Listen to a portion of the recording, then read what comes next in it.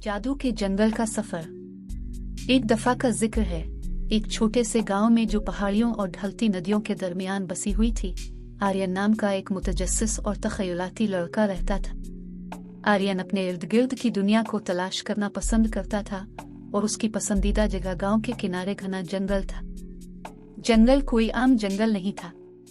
ये अफवाह थी कि वो जादुई मखलूकात और छुपे हुए खजानों से मगन है। आर्यन के दोस्त माया और जैन भी इसकी तरह ही मुतजस्सिस थे। एक रोशन दिन तीनों ने पुरस्रार जंगल के दिल में एक जादुई मुहिम जोई का आगाज करने का फैसला किया। जब वो बुलंद और बाला दरख्तों के साए में कदम रखते थे तो फिजा में हैरत की लहर दौड़ गए। ऊपर के पत्ते राज को सरगोशी करते नजर आते थे और शाखों से छानती सूरज की रोशनी ने जंगल के फर्श पर साए का जादुई रक्स पैदा कर दिया था। आर्यन, माया और जैन को ऐसा लगा जैसे वो बिल्कुल अलग दुनिया में दाखिल हो गए हों। उनका सफर उन्हें जंगल की गहराई में ले गया, जहां उन्होंने पानी के साथ एक चमकती हुई नदी दरियाफ्त की, जिससे वो इसके नीचे रंग बिरंगी मछलियों को तैरती हुई देख सकते थे।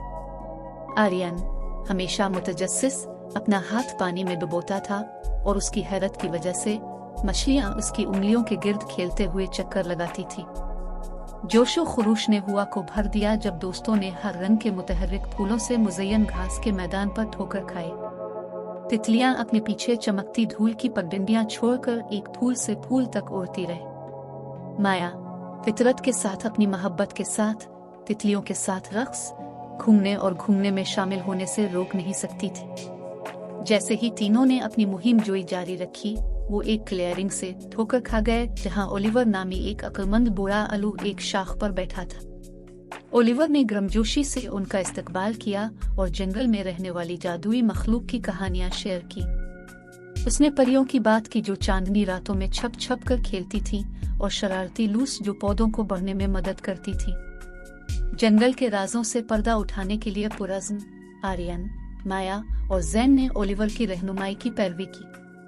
उन्हें बात करने वाले दरख्तों का सामना करना पड़ा जो कदीम हिकमत और चंचल स्प्राइट्स का इश्तिराक करते थे, जो उन्हें एक पोशीदा गार की तरफ ले गए।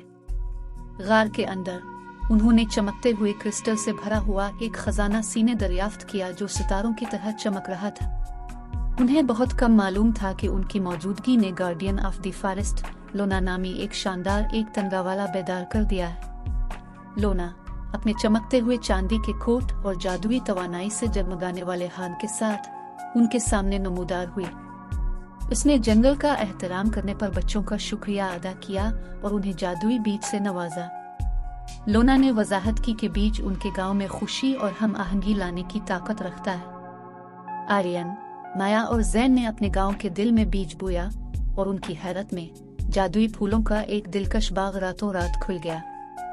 इस दिन से आगे गांव हंसी, मेहरबानी और इत्तेहाद के एहसास से भर गया। आर्यन, माया और जैन की जादुई मुहिम जोई ने न सिर्फ उनकी जिंदगियों में हैरत का इजहार किया था, बल्कि उनके अर्द गिर्द मौजूद हर शख्स पर जादू भी फैला दिया था। और इस तरह जादुई जंगल और मुतहर्रिक गांव के दिल में तीनों की जादुई मुहिम जोई एक प्यारी कहानी बन गई, जो आने वाली नस्लों को अपनी गैर मामूली मुहिम जोई को दरियाफ्त करने, ख्वाब देखने और तख्लीक करने के लिए मुतासिर करती है।